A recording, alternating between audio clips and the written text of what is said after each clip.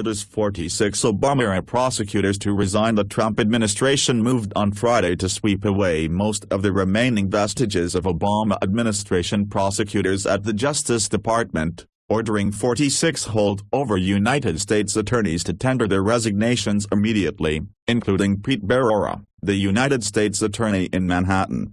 The firings were a surprise, especially for Mr. Barrera, who has a reputation for prosecuting public corruption cases and for investigating insider trading. In November, Mr. Barrera met with then-President-elect Donald J. Trump at Trump Tower in Manhattan and told reporters afterward that both Mr. Trump and Jeff Sessions, who is now the Attorney General, had asked him about staying on, which the prosecutor said he expected to do. But on Friday, Mr. Barrera was among federal prosecutors who received a call from Dana Boente, the acting Deputy Attorney General, instructing him to resign, according to a person familiar with the matter. As of Friday evening, though some of the prosecutors had publicly announced their resignations, Mr. Barrera had not. A spokesman for Mr. Barrera declined to comment.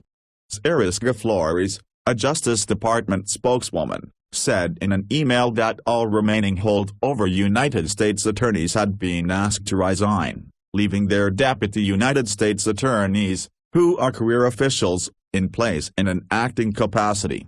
Continue reading the main story. The Trump White House stories about President Trump's administration.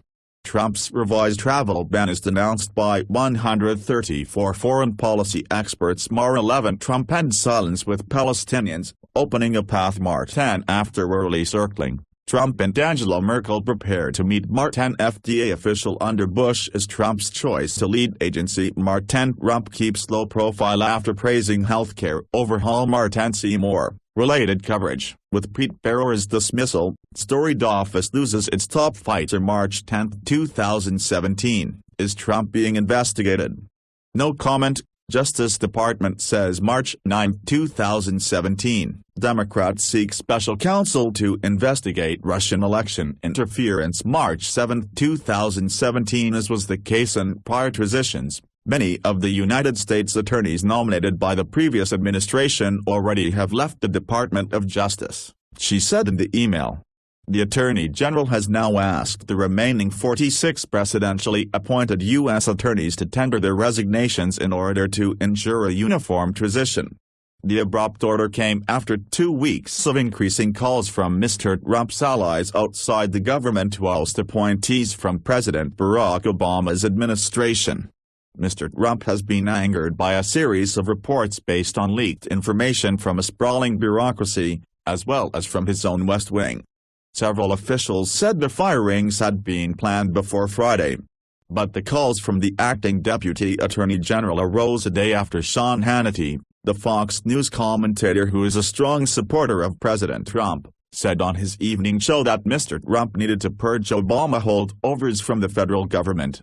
Mr. Hannity portrayed them as saboteurs from the deep state who were leaking secrets to hurt Mr. Trump. It also came the same week that government watchdogs wrote Mr. Barrera and urged him to investigate whether Mr. Trump had violated the Emoluments Clause of the Constitution, which bars federal officials from taking payments from foreign governments. In Mr. Hannity's monologue, he highlighted the fact that the Clinton administration had told all 93 United States attorneys to resign soon after he took office in 1993, and that nobody blinked an eye. But he said it became a scandal when the George W. Bush administration fired several top prosecutors midway through his second term. Several Democratic members of Congress said they only heard that the United States attorneys from their states were being immediately let go shortly before the Friday afternoon statement from the Justice Department. One senator, speaking on the condition of anonymity to protect the identity of the United States attorney in that state, said that an Obama-appointed prosecutor had been instructed to vacate the office by the end of the day. Although it was not clear whether all were given the same instructions, that United States attorney was not the only one told to clear out by the close of business. The abrupt nature of the dismissals distinguished Mr. Trump's mass firing from Mr. Clinton's, because the prosecutors in 1993 were not summarily told to clear out their offices. Michael D.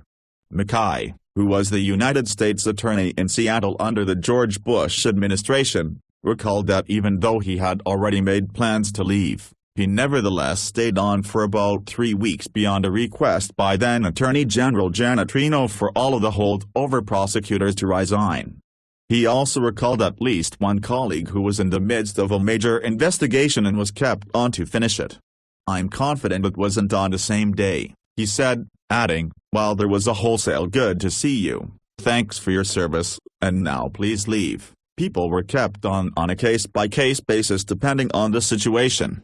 2 United States attorneys survived the firings: Mr. Bounty, the top prosecutor for the Eastern District of Virginia, who was serving as acting Deputy Attorney General, and Rod Rosenstein, the top prosecutor in Baltimore, whom Mr. Trump has nominated to be Deputy Attorney General.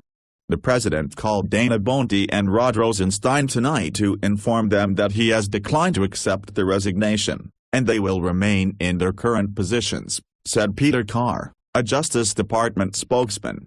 It remains possible that Mr. Trump and Mr. Sessions could put others on that list later. It is not unusual for a new president to replace United States attorneys appointed by a predecessor, especially when there has been a change in which party controls the White House. Still, other presidents have done it gradually in order to minimize disruption, giving those asked to resign more time to make the transition while keeping some inherited prosecutors in place, as it had appeared Mr. Trump would do with Mr. Barrera. Mr. Obama, for example, kept Mr. Rosenstein, who had been appointed by George W. Bush. The abrupt mass firing appeared to be a change in plans for the administration, according to a statement by Senator Dianne Feinstein of California, the top Democrat on the Senate Judiciary Committee. "In January, I met with Vice President Pence and White House counsel Donald Mcgahn and asked specifically whether all U.S. attorneys would be fired at once," she said. "Mr. Mcgahn told me that the transition would be done in an orderly fashion to preserve continuity. Clearly this is not the case. I'm very concerned about the effect of this sudden and unexpected decision on federal law enforcement. Still, the cases the various federal prosecutors were overseeing will continue, with their career deputies becoming acting United States attorneys in their place for the time being. Mr. Barrera has been among the highest-profile United States attorneys, with a purview that includes Wall Street and public corruption prosecutions, including of both Democratic and Republican officials and other influential figures. His office, for example, has prosecuted top police officials in New York and the powerful leader of the City Correction Officers Union. They have pleaded not guilty. It is preparing to try a major public corruption case involving former aides and associates of Governor Andrew M. Cuomo and is looking into allegations of pay-for-play around Mayor Bill de Blasio of New York. But Mr. Barrera is also closely associated with the Senate Minority Leader, Senator Chuck Schumer, Democrat of New York. Mr. Barrera was formerly a counsel to Mr. Schumer, who pushed Mr. Obama to nominate Mr. Barrera to be the top federal prosecutor in the Southern District of New York. At the time of the November meeting at Trump Tower, Mr. Schumer was saying publicly that Democrats should try to find common ground and work with the president-elect. But relations between Mr. Trump and Mr. Schumer have since soured. Mr. Trump has called Mr. Schumer the Democrats' head clown and accused him of shedding fake tears over the president's efforts to bar refugees from entering the United States.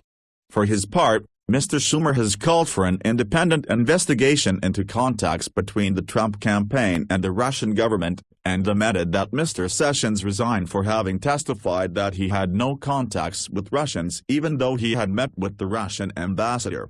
The White House officials ascribed the reversal over Mr. Barrera as emblematic of a chaotic transition process.